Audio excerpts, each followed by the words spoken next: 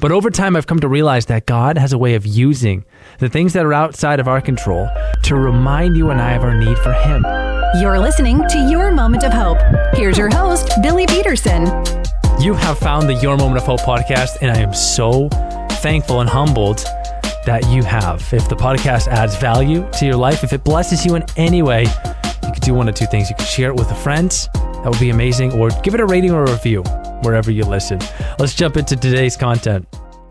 The unknown, waiting, and in between are all things I typically dread. My dread for them, or even my attempts to run from or avoid them entirely, have never changed the reality that I continue to face them.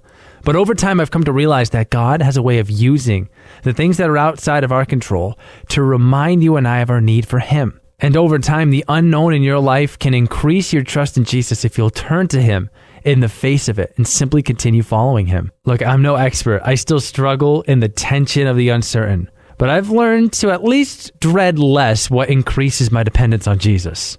I've learned to dwell in the promise that He delights in the details of my life and knows what is coming even when I'm unsure. And in the unknown, you and I get to see the evidence of His faithfulness in ways in which we don't get to see when we do know what's coming.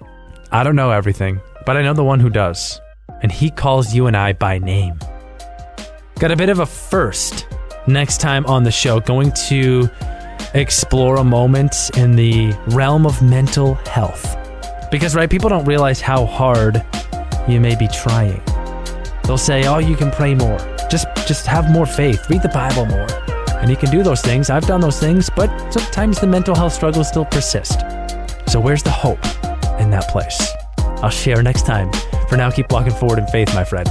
Thanks for being here for this episode of the Your Moment of Hope podcast. If you want to go deeper in your walk with God, make sure to check out past episodes at theq997.com, the Q997 app, Apple Podcasts, or on Spotify. Once again, thank you for your presence here today. We'll see you next time.